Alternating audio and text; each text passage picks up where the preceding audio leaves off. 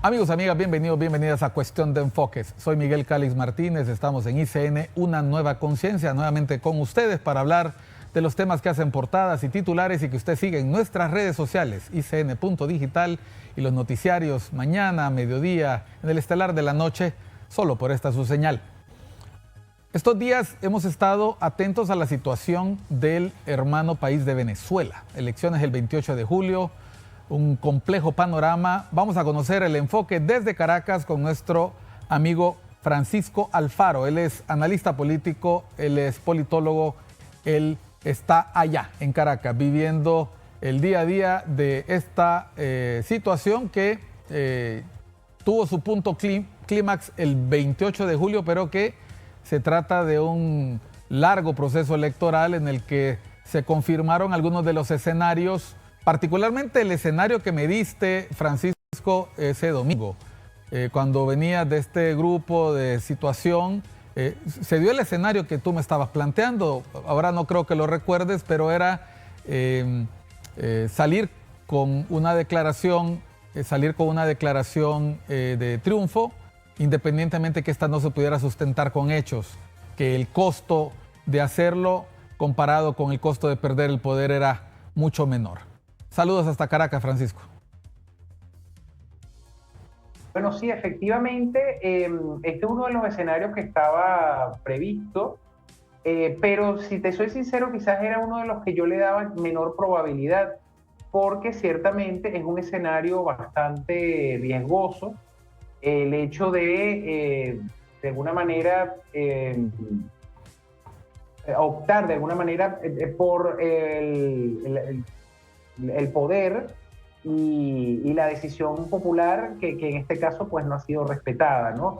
Yo tenía una mayor probabilidad pues con algunos de otros escenarios. Pensé que era posible que se diera quizás alguna inhabilitación previa, la suspensión de quizás de alguna de las tarjetas que apoyaba el candidato principal, pero ciertamente esta opción, esta alternativa de emitir unos resultados sin que por un lado se tuviesen las actas completas, sin que esto fuera representativo y no respetando todos los procesos de auditoría que se necesitan para validar los resultados, ciertamente me parece a mí uno de los caminos que yo le daba menor probabilidad, pero que estaba de alguna manera en el escenario, ¿no? En esta ocasión estamos viendo que los resultados que emitió el Consejo Nacional Electoral son bastante cuestionables, puesto que no hubo problemas con la transmisión en un momento del día domingo. Al mismo tiempo tuvimos un problema con el tema de la auditoría de actas, es decir, los testigos electorales que estaban en los centros de votación fueron reprimidos en ocasiones, fueron saboteados. Fue bastante difícil. Al día de hoy se señala, por lo menos, que algunos de los testigos de la oposición tienen alrededor del 80-85% de las actas, lo cual es bastante importante. Recordemos que el acta es un papel que se imprime al final cuando cierra la mesa de votación. Los centros electorales están compuestos por varias mesas de votación y cada mesa emite un comprobante al final del proceso electoral. Entonces, ese papel, esa constancia que es el acta definitiva de los votos que se manifestaron allí en esa mesa, pues sencillamente no son los que coinciden con los resultados que dio el CNE el pasado domingo. Hay de hecho una denuncia de un candidato, Enrique Márquez, que es un candidato que fue por otro partido, por el Partido Centrados, pero que se mantuvo bastante cerca de Edmundo González y de María Corina Machado, y ciertamente él denunciaba que ese papel que se leyó allí con unos resultados no fue el papel impreso por la máquina central de la sala de totalización, que es la que compila los resultados de todas las mesas electorales en el país. Ahora estas papeletas, que son las actas definitivas por mesa, están siendo publicadas por un portal alternativo, con lo cual cada elector puede revisar en tiempo real cuál fue el resultado de su mesa en cuanto a votos. Francisco, vamos a ver, en este momento que estamos hablando ha trascendido que la jornada de ayer fue una jornada de mucha confusión, trascendieron en medios de comunicación protestas, actos de expresión violenta de la ciudadanía reclamando lo que consideran es un robo a su voluntad popular, quienes salieron a protestar. Mientras tanto, vemos por el otro lado voces que buscan minimizar esto, que realmente no ha pasado nada, que se trata de las redes sociales magnificando los hechos. ¿Cuál es el ambiente en Caracas? ¿Cuál es el ambiente en Venezuela que te han comentado tus amistades, tus parientes, las personas que conoces? ¿Cuál es el ambiente? Porque ayer, el domingo era de tensa calma durante la noche, pero ayer fue una jornada complicada, al punto tal que ha tenido que salir al paso el ministro de Defensa hablando de un golpe de Estado en curso, cuando la postura más bien de la oposición es que quien ha dado el golpe de Estado es el presidente de turno. ¿Cuál es la situación real en las calles? Porque cuando circulan videos viejos, es bien difícil saber qué es lo que está pasando en el momento, pero han trascendido también imágenes de personas golpeadas, de personas muertas, incluso derribamiento de estatuas. ¿Esas imágenes son de ahora? ¿Son viejas? ¿Qué es lo que está pasando en Venezuela? No, sí, el día de ayer fue un día de bastante indignación porque recordemos que la voluntad popular se expresó en las urnas, ¿no? Además es un secreto a voces porque lo que señalan los resultados que están reflejados en esas actas que ayer se presentaron y las cuales se puede acceder al día de hoy, es una victoria realmente aplastante de Edmundo González sobre Nicolás Maduro. Entonces, evidentemente, simbólicamente, pues la población ayer manifestó su descontento de una manera bastante activa y a diferencia quizás de otras ocasiones o de otras movilizaciones del pasado, esta es la primera vez en mucho tiempo donde sectores populares, donde tradicionalmente el chavismo ganaba, en esta ocasión perdió. Estamos hablando de bastiones muy importantes del chavismo en todo el país. Es evidente que, bueno, que esta situación generó indignación, porque además, insisto, los resultados que leyó anteayer, el presidente del Consejo Nacional Electoral, no fueron contrastados con las actas que envían los testigos y que son impresas al final. No se pudieron auditar el porcentaje de urnas correspondientes. Recordemos que después del proceso de votación electrónico hay un proceso de auditoría de al menos un poco más del 50% de las cajas donde uno deposita la papeleta que imprime la máquina. Y adicionalmente, entonces la pregunta es de dónde salieron gran parte de esos votos que se leyeron en ese comunicado oficial. Esto generó, por supuesto, una indignación. Y ayer, pues bueno, hubo una manifestación popular en distintas partes del país. Quizás la característica, pienso yo, en comparación con otras ocasiones, es que en este caso hubo una composición de sectores populares que tradicionalmente habían apoyado al chavismo, y en este caso al madurismo, y que en esta ocasión pues votaron en contra, ¿no? Esta era una de las razones por las cuales yo le he dado una probabilidad relativamente baja a este escenario, porque una vez que se expresa en los votos de alguna manera la victoria de un candidato y la derrota del otro, eso queda grabado en el imaginario colectivo de la población. Y eso es lo que ha pasado. El gobierno quizás pensaba que, bueno, que efectivamente ganaba la elección, aunque era un escenario muy improbable. La victoria era prácticamente descartable.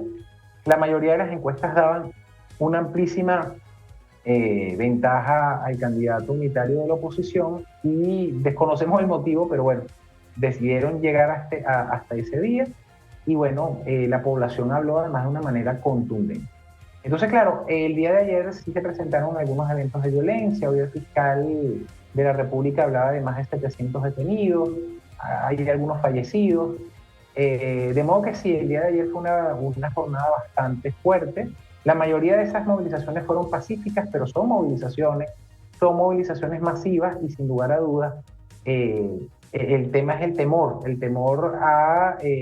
de alguna manera asumir la derrota por parte del gobierno nacional. Insistimos, ¿cuál sería la forma de dilucidar este embrollo?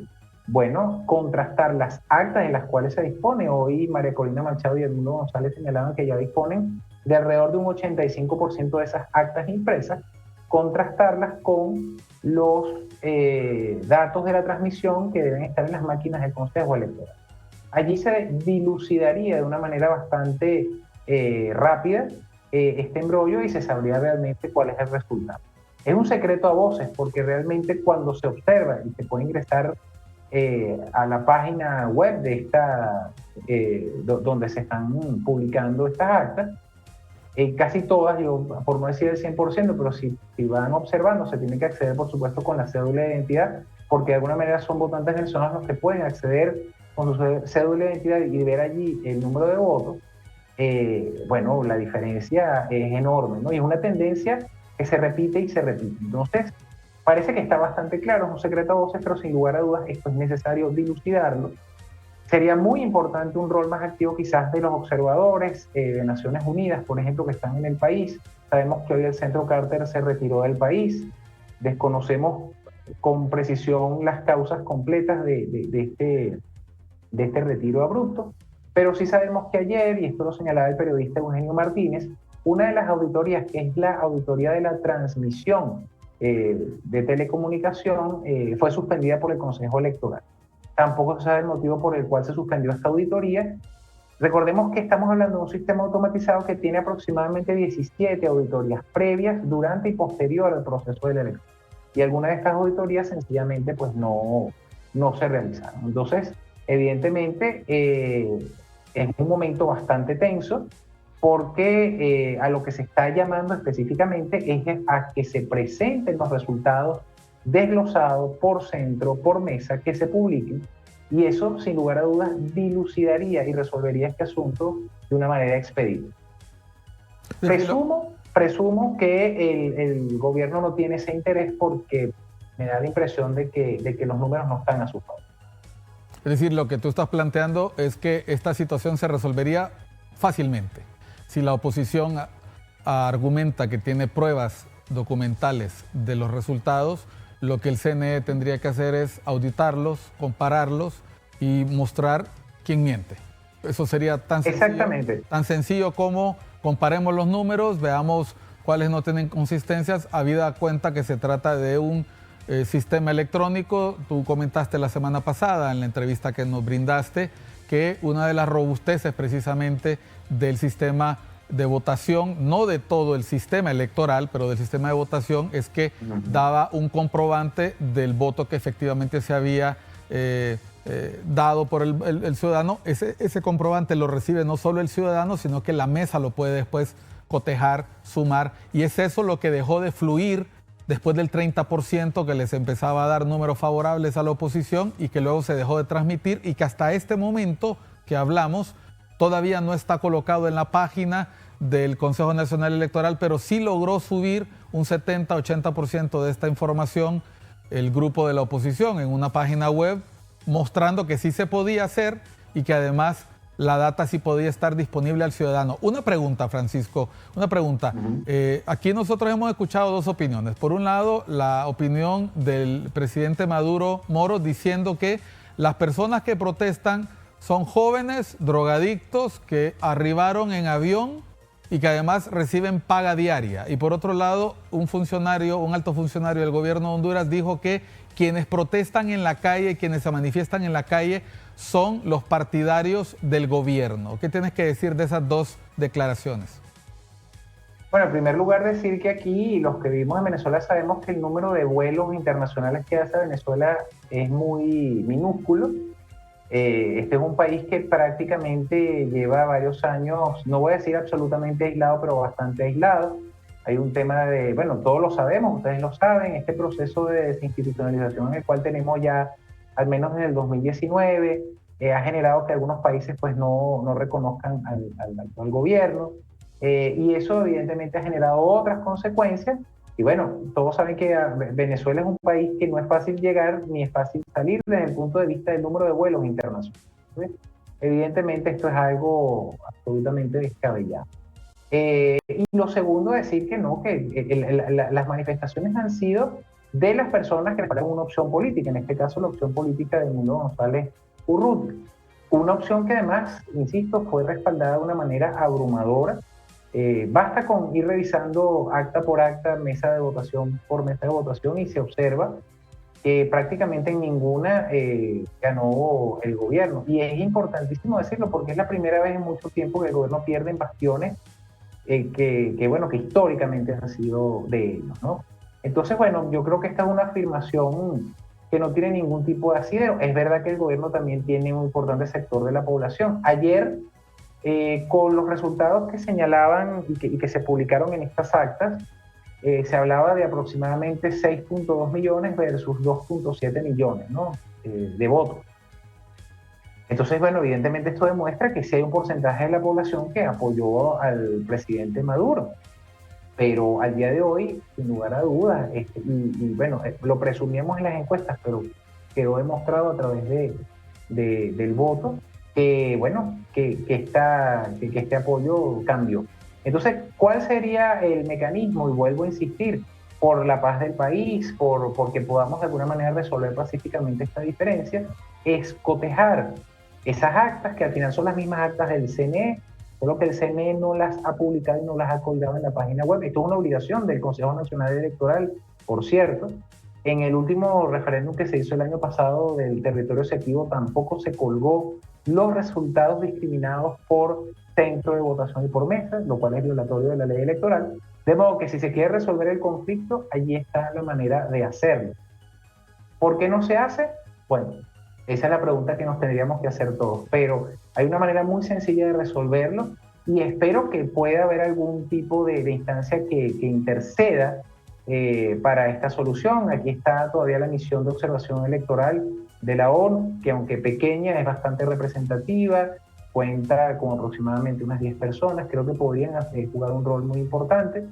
Sé que la misión del Centro Carter se retiraba hoy del país, creo justamente por no poder cumplir totalmente con todas las funciones para las cuales ellos firmaron un convenio al venir al país.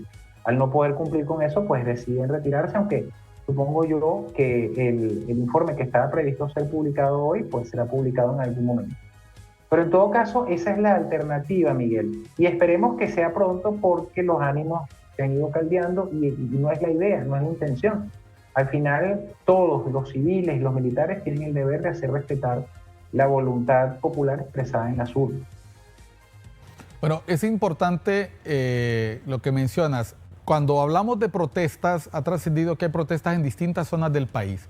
¿Es transversal? ¿Es en todas las zonas en que hay protestas o se han concentrado en algunas ciudades de forma particular? Cuando vemos los derribos de estatuas de Hugo Chávez y vemos estos actos donde policías se resisten a reprimir o militares, pocos hasta ahora han expresado algún nivel de simpatía por los manifestantes. ¿Se trata de eventos en distintas zonas del país o están concentrados en alguna región en particular? Mira, por las noticias que yo he podido ir viendo, son manifestaciones que se han dado a lo largo y ancho del país, en distintas ciudades, en distintos pueblos, en distintos estados del país. En Caracas, al menos, muchos de estas manifestaciones, se dieron el día de ayer hacia el centro de Caracas, una zona que tradicionalmente en las últimas movilizaciones del año 2017, 2019 no habían podido llegar. Siempre habían sido represadas de alguna manera en el este de la ciudad, ¿no? También es importante decir que, bueno, que estamos viendo quizás otro tipo de manifestaciones. Normalmente las manifestaciones, pues, de los sectores más citadinos se dan en horas de la mañana, en horas de la tarde, mientras que de los sectores populares se da quizás a partir de horas del mediodía y hasta la tarde y la noche.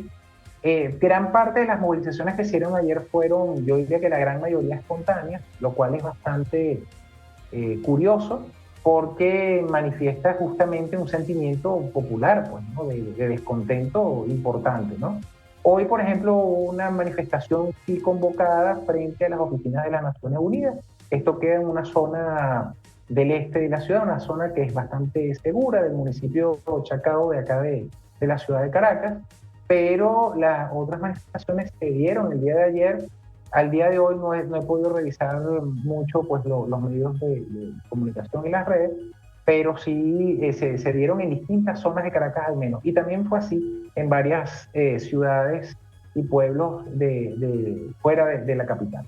También se ha visto pues, la circulación de grupos motorizados, en ocasiones también grupos motorizados civiles, pero también grupos motorizados de la Guardia Nacional, los cuales han ido patrullando, van, vienen, etcétera. Y bueno, es un poco anárquico todo lo que ha ido sucediendo entre ayer y hoy, ¿no? Realmente, ¿cuál es el llamado? El llamado, en primer lugar, es a que se respete la protesta pacífica, que quienes quieren manifestar lo hagan pacíficamente, que se respete, por supuesto, los derechos humanos de todos los manifestantes, y que en todo caso los observadores nacionales, internacionales y aquellos organismos que puedan interceder tienen a su mano una opción para poder dilucidar este embrollo.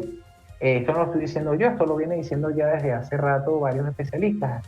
La manera es esa, es publicar por actas y de manera discriminada y los resultados por mesa y por centro de votación y contrastarlos con la transmisión que se emitió el día domingo, y ahí se va a ver dónde está la falla. Pero en todo caso está allí, es una opción que está a la mano, y yo creo que todos los venezolanos y venezolanas abogamos porque de alguna manera esto pueda auditarse de la mejor manera. Hay varios países ya han tomado posturas de un lado y del otro, pero hay países que están pidiendo, incluso el secretario general de las Naciones Unidas y otros países, que se audite de manera transparente esas actas, que se publiquen de manera desglosada y que se puedan comparar para justamente poder tener unos resultados prontamente. Mientras más tiempo pase, va a ser quizás peor la situación y nadie quiere eso.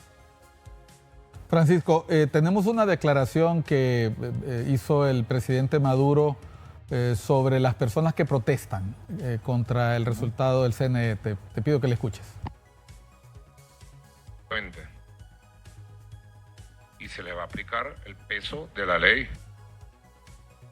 Mínimo pasará en la cárcel, mínimo por la medida bajita 15 años por criminales. De 15 a 30 años, me dice aquí el fiscal general. Y esta vez no va a haber perdón. Corazón grandote del perdón será para otra época, ahora no. Y no, estoy seguro que lo van a decir.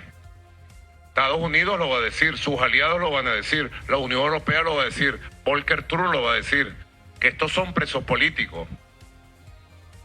Ellos van a decir que todos estos son presos políticos porque el señor González Urrutia, mejor conocido como Guaidó 2.0, ya lo dijo hoy, asumiendo su responsabilidad en estos eventos. Bueno, esas son declaraciones recientes a las cuales se suman las declaraciones del señor Jorge Rodríguez, presidente de la Asamblea Nacional de Venezuela, que exigió que María Corina Machado sea encarcelada y pidió lo mismo para Edmundo González Urrutia, a quien acusa de liderar una conspiración fascista en el país tras ser proclamado por Machado por sí mismo como presidente electo. Sí, a ver, lo que habría que decir aquí, Miguel, en primer lugar es que el deber de algún modo está expresado en la voluntad que expresó la población. No necesariamente en lo que dice el CNE. El CNE tiene que ser consecuente con la voluntad popular expresada en los votos. Y el CNE, como al parecer pasó el día domingo, emite un resultado que no está respaldado por acta. Y ese es el gran problema, que hay varios procesos de auditoría y varios procesos de totalización que no se llevaron adelante. No despierta dudas y suspicacia que el Centro Carter, por ejemplo, se haya retirado hoy de manera intempestiva y que no haya emitido su informe público. Salta a la vista, por ejemplo, también que ayer la auditoría de telecomunicaciones no haya sido realizada, que las actas discriminadas y desglosadas por mesas y por centro de votación no estén colgadas. De modo que, por supuesto, que hay muchísimos elementos para una duda absolutamente legítima y eso tiene que ser aclarado. Entonces veo desproporcionadas estas declaraciones porque lo que se tendría que hacer es esclarecer el resultado. Allí están las actas y eso se puede esclarecer. Si no se quiere hacer, pues entonces algún motivo habrá y cada quien podrá sacar sus propias conclusiones. Pero ahí hay un mecanismo técnico para poder esclarecer esos resultados y no llevar al país otra vez a una escalada de violencia que para nada requiere un país que ha estado sumido en una emergencia humanitaria compleja en los últimos ya prácticamente 8 años, con una migración de casi 8 millones de personas y con un colapso económico tremendo. Yo creo que Venezuela se merece retornar de alguna manera al concierto de las naciones internacionales, a un proceso de reinstitucionalización, a un proceso de reconstrucción de la economía, y todo eso pasa porque el resultado de las elecciones del pasado domingo sea transparente, no solamente para la comunidad internacional, sino para todos los venezolanos, porque el problema es que hasta ahora los venezolanos y las venezolanas tienen desconfianza más que legítima sobre esos resultados. Entonces es muy importante esclarecer eso y existen los mecanismos, insisto, para hacerlo. Lo que falta en todo caso es la voluntad política. La voluntad política además para tener interlocución. Escuchaba hace rato las declaraciones del presidente de la Asamblea Nacional y decía que no había que tener ningún tipo de interlocución. No, todo lo contrario, hay que tenerla, sobre todo las dos principales fuerzas políticas que se enfrentaron el día domingo. Tiene que haber algún tipo de interlocución. Y entonces, bueno, ¿quiénes pueden facilitar esa interlocución? Bueno, sin lugar a dudas, los organismos internacionales, los organismos de mediación internacional y, por supuesto, también la Fuerza Armada Nacional, que tiene como deber justamente proteger la soberanía del pueblo expresada en los hechos. Bueno, es un panorama complejo. Estamos ya entrando en la parte final de la entrevista, Francisco, agradeciéndote la oportunidad que nos brindas de poder conversar con alguien que está viviendo día a día, desde antes del proceso electoral, durante el 28 y estos días que puedo calificar de dramáticos porque para nosotros es una noticia desde lejos que nos recuerda momentos difíciles en nuestro país también. Hemos tenido crisis postelectorales, hemos tenido momentos complicados de protesta ciudadana y de indignación popular, pero en este caso la gran incertidumbre es si se podrá o no verificar los resultados electorales. La esperanza desde este lado del mundo hacia ustedes es que sea posible y que los venezolanos puedan sentarse a una mesa y conversar sobre su futuro sin que nadie amenace al otro y sin que todo el mundo se sienta tranquilo. ¿Cuál es tu expectativa para los próximos días? Me imagino que sigues reuniéndote con analistas, sales de situación. ¿Qué escenarios se perfilan a partir de que se dio el peor escenario? Mira, yo siento que ahora ambos sectores de alguna manera están en un pulso importante. Por un lado, el gobierno nacional, pues apoyado por el pronunciamiento del Consejo Electoral y por el apoyo de la fuerza pública, y por el otro la oposición, apoyado de alguna manera por el respaldo popular. Sin lugar a dudas es un pulso bastante asimétrico, pero creo que es la primera vez que existe de alguna manera un sentimiento tan mayoritario y tan masivo sobre, de alguna manera, la duda legítima que existe sobre esos resultados que dio el CNE. Uno conversa con cualquier ciudadano por la calle y todo el mundo coincide en que ese resultado pareciera que no es el correcto, ¿no? Y la pregunta es, bueno, pero si están las actas, que además son las mismas actas del CNE, estas actas que recopila la oposición, es una labor que tendría que hacer los testigos de ambos, de todos los partidos políticos, pero aparte del CNE. Hasta ahora solo quienes han logrado colgarla en la página web pues han sido los de la oposición unitaria. La pregunta es, ¿por qué esto no lo hace el Consejo Electoral? E insisto, la mejor manera de dilucidar este asunto es poder contrastar eso y que se publiquen de manera desglosada estas actas por mesa y por centro y contrastarlas con esa transmisión que pronunció pues, el domingo pasado el Consejo Nacional Electoral. Si no hay alguna coincidencia, hay que preguntar, bueno, ¿de dónde salieron esas cifras? Y entonces allí se sabría exactamente qué pasó. Todo indica, cuando uno observa las actas, que el Consejo Nacional Electoral dicta de ese número en el pronunciamiento. Entonces, bueno, hay que ver qué es lo que está pasando y llamar a la sensatez a que se revisen esas actas y que se haga un proceso de auditoría y de revisión por los observadores nacionales, por los observadores internacionales, con un sentido de Estado y de altura de mira, en un momento tan crítico para ver. Muchas gracias, Francisco. Francisco Alfaro Pareja desde Caracas. Gracias, Francisco, analista venezolano. por brindarnos tus opiniones. Nos vamos a ir a una pausa para entrar a la segunda parte del programa. Estamos en Cuestión de Enfoques por ICN, Una Nueva Conciencia, dándole seguimiento a lo que ha ocurrido en Venezuela. Elecciones 28 de julio, indignación ciudadana en este país sudamericano. No se sabe hasta este momento cómo terminará resolviéndose la situación en Venezuela. Una de las partes se ha declarado ganadora, el CNE, el Consejo Nacional Electoral de este país, ha validado el triunfo del presidente Nicolás Maduro Moros, pero buena parte de la ciudadanía, prácticamente la mitad del país que votó en contra de su propuesta, opina lo contrario. Volvemos después de unos mensajes a Cuestión de Enfoques. No nos cambien.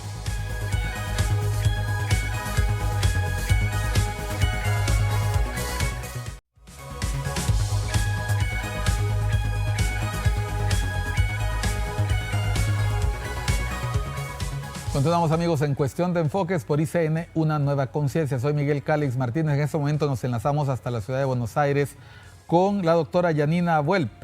Ella es investigadora asociada en el Centro para la Democracia Albert Hirschman de Ginebra.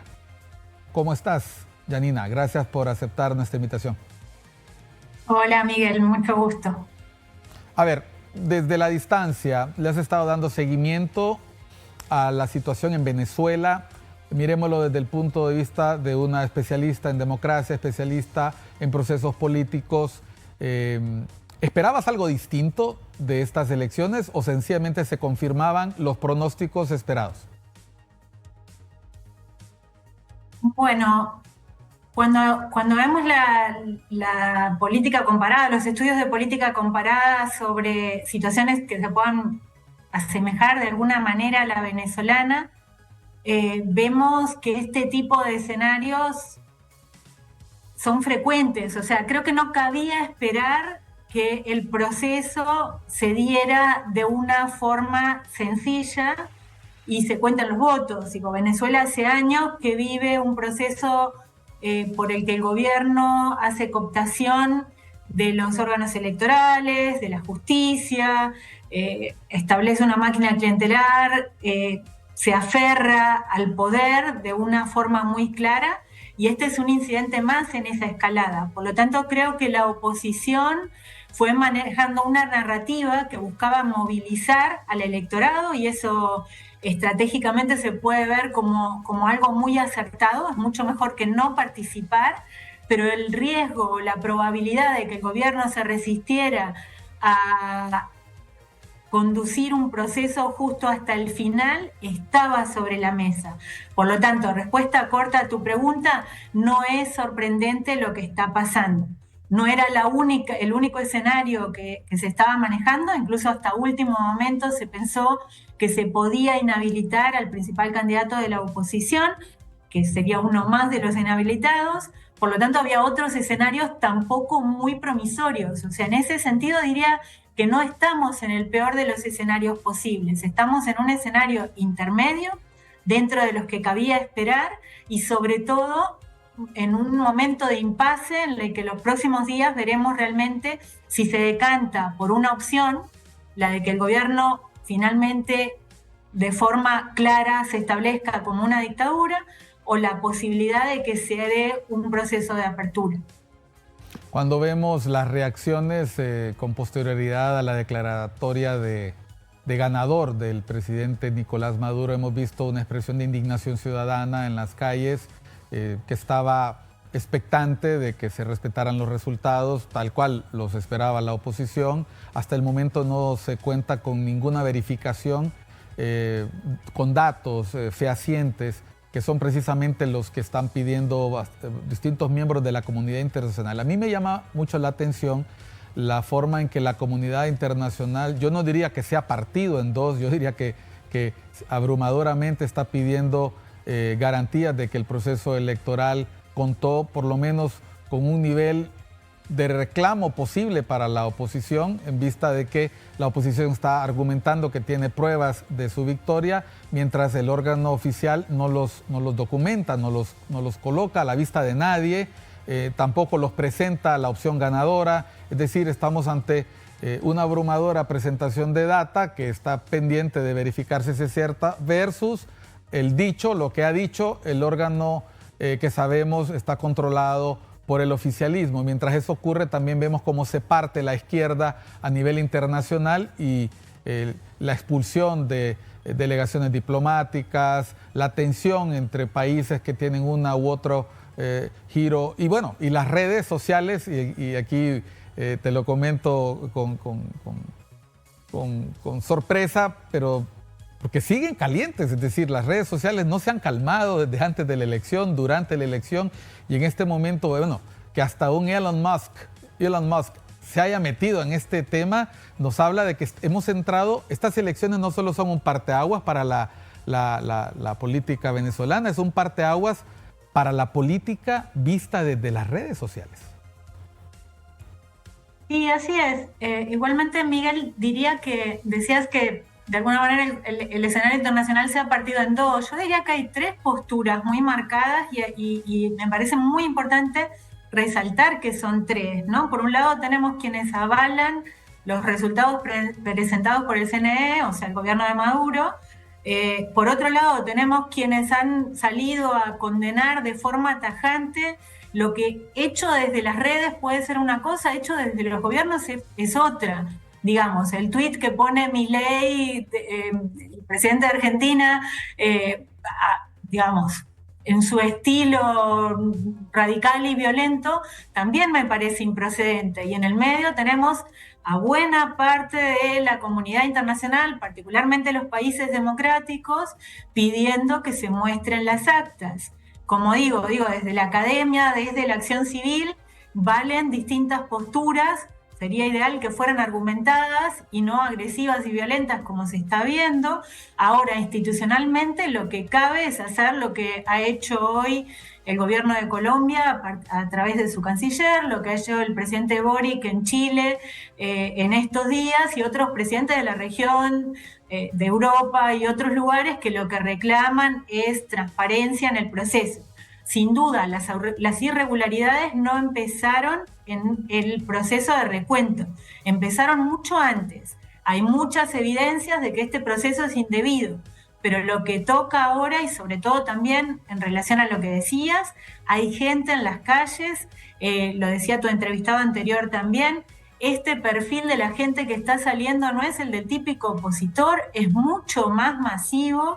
Lo que hay que resguardar también es que no se produzcan hechos de violencia. Quiero decir, hay que proteger a la población, hay que dar garantías, por un lado, y por otro, se deben mostrar las actas, se debe dar pruebas contundentes de este proceso electoral para decidir quién va a ser o ejercer el próximo gobierno. Gracias por la acotación de verlo más allá del la típica polarización que hemos visto. Es decir, efectivamente, como ocurre en muchos fenómenos, están los dos sectores que se radicalizan y el sector más sensato que empieza a pedir un poco de cordura y por favor, bueno, esto muestra en las actas. Cuando vemos lo que está ocurriendo en la calle, a mí me llama mucho la atención el comentario de Francisco y que tú estás acotando ahorita. Una cosa es la protesta del opositor estructurada, que sabe que tiene que mantenerse en una posición no violenta, precisamente para no dar argumentos al contrario. Es la típica desobediencia civil no violenta, que para estos casos es la mejor opción para salir avante. Pero por otro lado, el desbordamiento de la protesta social en lugares que eran bastiones del gobierno, que la hemos visto, bueno, circuló una foto, la vamos a mostrar en un momento, circuló una foto que revela mucho.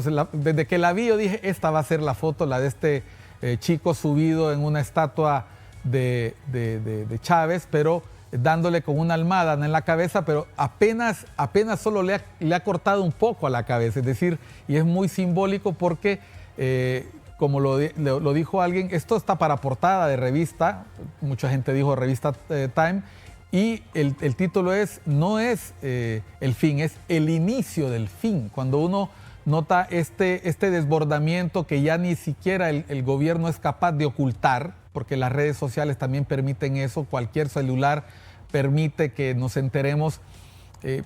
vuelvo al punto de cómo las redes sociales ahora nos permiten ver en directo, a todo color, la manifestación ciudadana, y es muy difícil parar eso a menos que elimines el internet en un país. ¿Cómo lo vives desde lejos? Tú que eres una investigadora, pero que también estás pendiente de otros procesos sociales, es decir, ¿cómo impactan estas imágenes? ¿Nos hace sentir más cercanos? ¿Cómo ha cambiado la percepción de lo que pasa en Venezuela a partir de esto?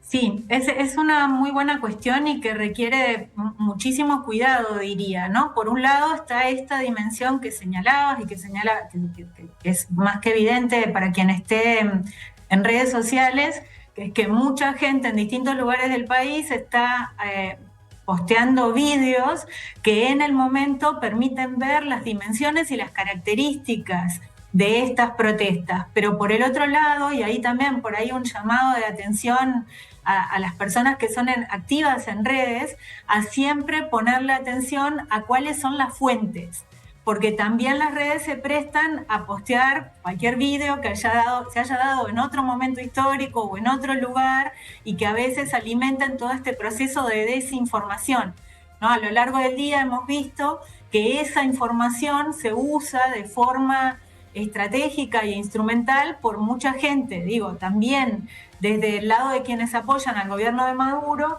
han posteado imágenes diciendo que los opositores están financiados por Estados Unidos, que es la típica denuncia de estos sectores actualmente en el chavismo, y de que son violentas, ¿no? Entonces también un llamado de atención a esto, ¿no?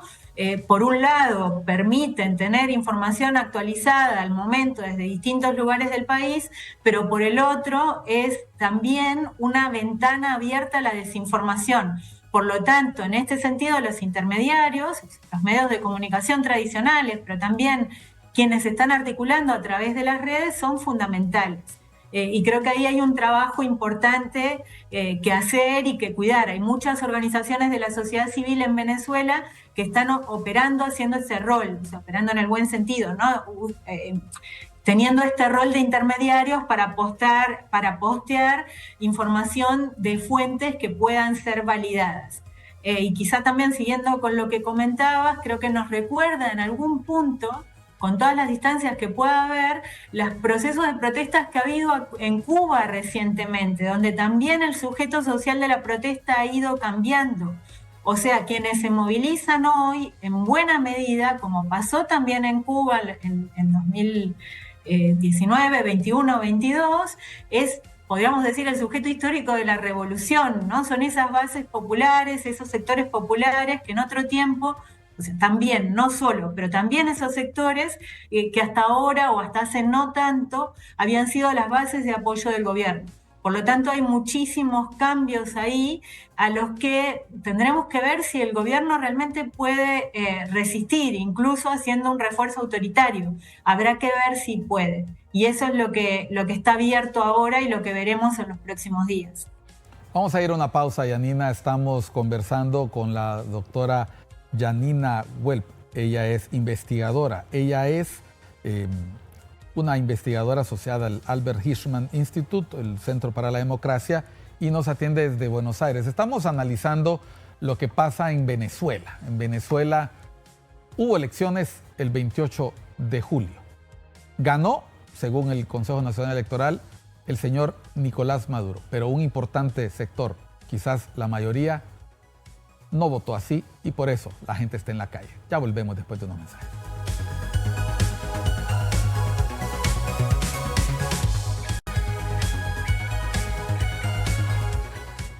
Continuamos en Cuestión de Enfoques. Estamos en contacto con la doctora Janina Welp.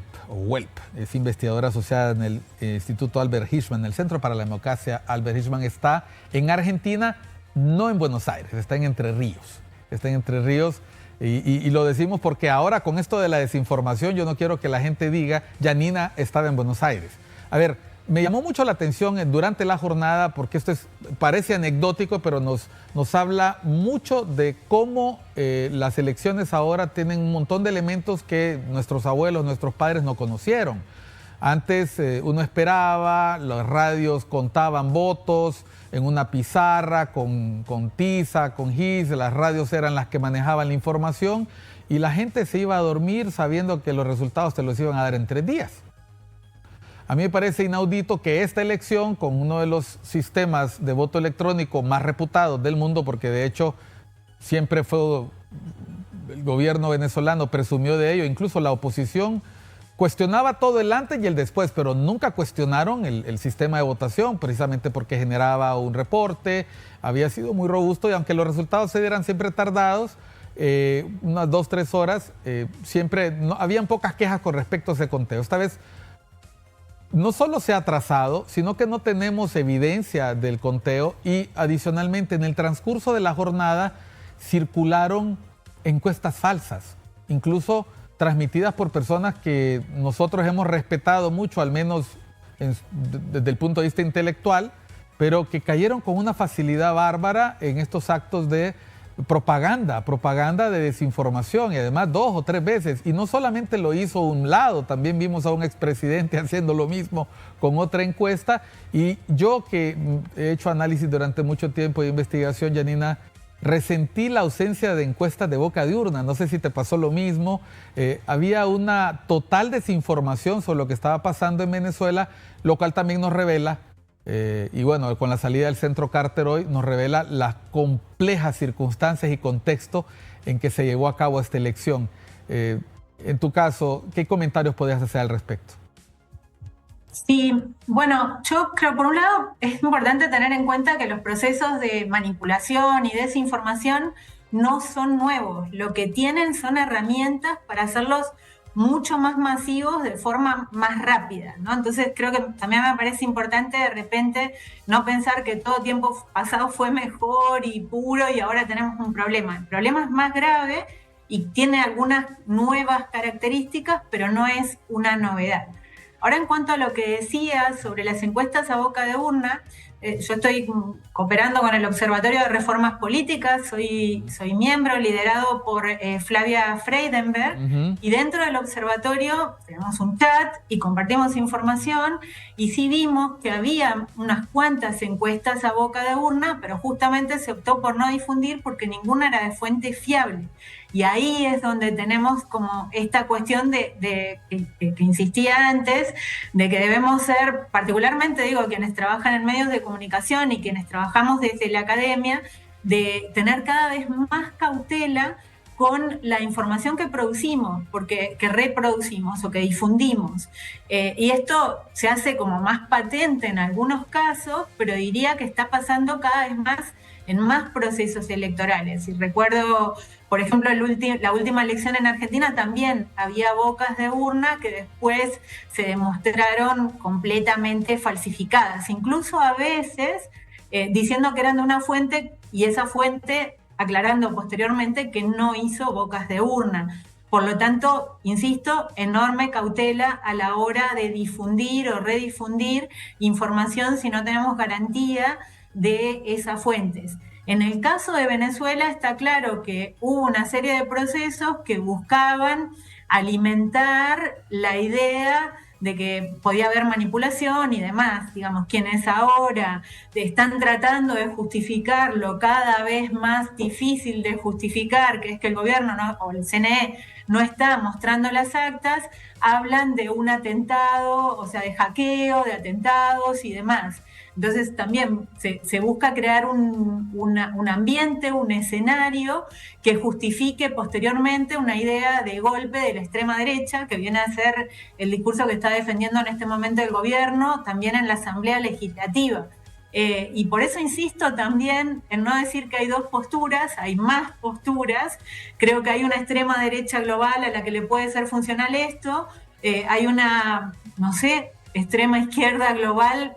No, me cuesta mucho pensar que Rusia pueda ser ubicado ahí, incluso otros países, pero bueno, partidos antisistema que quieran defender esto, y en el medio hay un amplio sector que defiende la institucionalidad, que exige claridad y a lo que deberíamos sumarnos también, desde mi punto de vista, pidiendo cautela a la hora de difundir la información, tratar de seguir datos fundamentados, proteger a la población y sobre todo exigir que haya transparencia a la hora de contar estos votos y acompañar este proceso para que pueda haber una apertura en Venezuela y que ésta sea pacífica.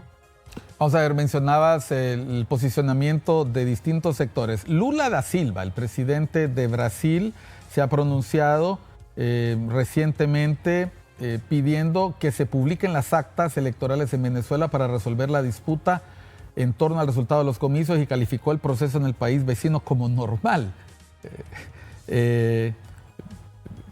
Y luego tenemos también otras posturas como la de la representante María Elvira Salazar, para más o menos mostrar algunas de estas posturas que nosotros sabemos. Si el chavismo le toca un pelo a María Corina Machado de Edmundo González, Estados Unidos se encargará de que su justicia le llegue muy pronto.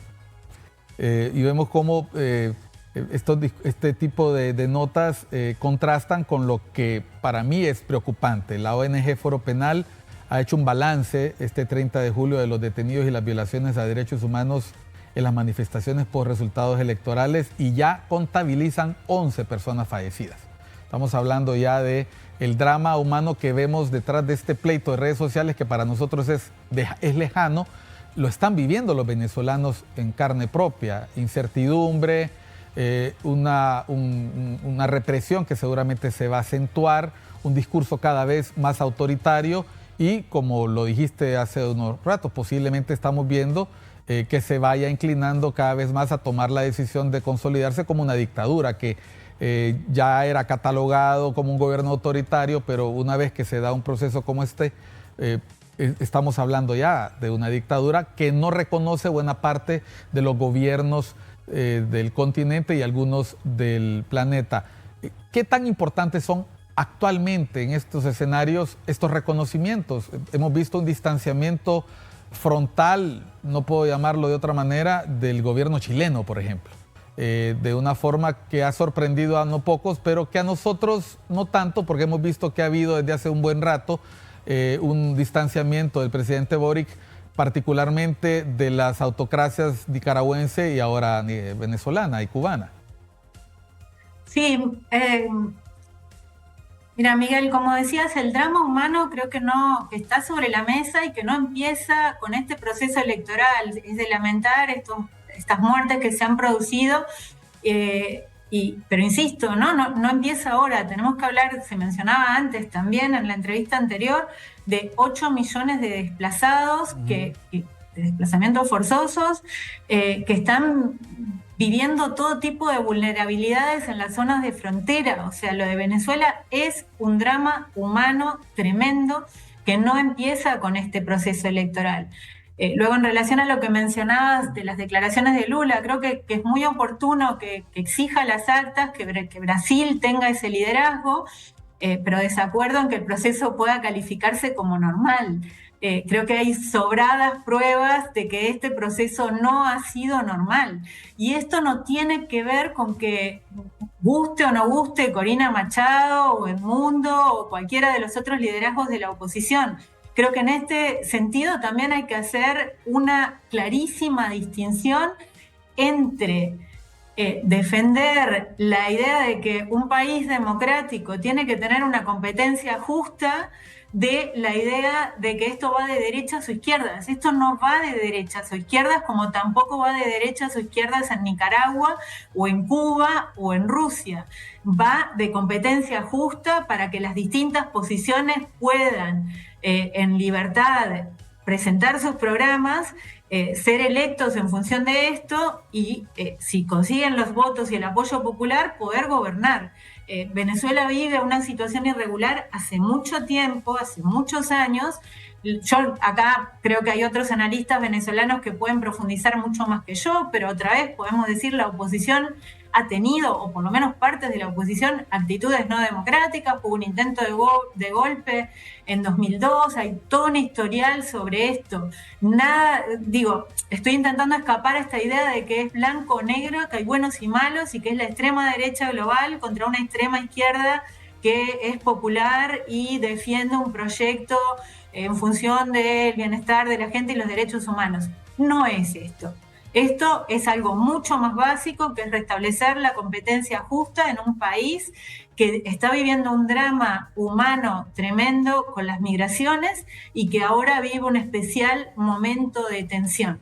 Y en ese sentido, la exigencia de buena parte de los países de la región de que haya transparencia, me parece que tiene un rol muy importante y que es momento quizá de poner esto como acuerdo común sobre la mesa, en lugar de empezar a calificar a tibios o más radicales, digamos, sentar una mesa común para que se pueda dar una respuesta a la situación o hacer presión sobre el gobierno concretamente para que finalmente se pueda completar este proceso de la mejor manera posible, esto es, con las actas, con una veeduría y en paz.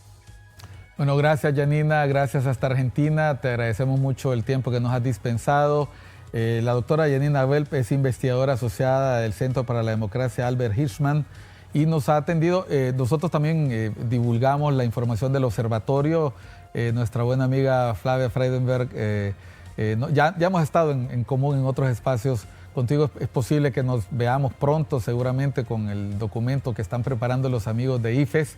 Así que te agradecemos mucho el tiempo que nos has regalado y bueno, confiando que podamos aprender lecciones de todo este proceso, todo lo bueno, todo lo malo y en particular usar con cuidado estos aparatos, porque estos aparatos efectivamente pueden unirnos, pero también pueden distanciarnos. Gracias, Yanina. Gracias, Miguel. Saludos hasta Argentina y a usted, saludos hasta su casa. Gracias por habernos acompañado en Cuestión de Enfoques. Siga disfrutando de la programación de ICN, Una Nueva Conciencia, y nos vemos mañana.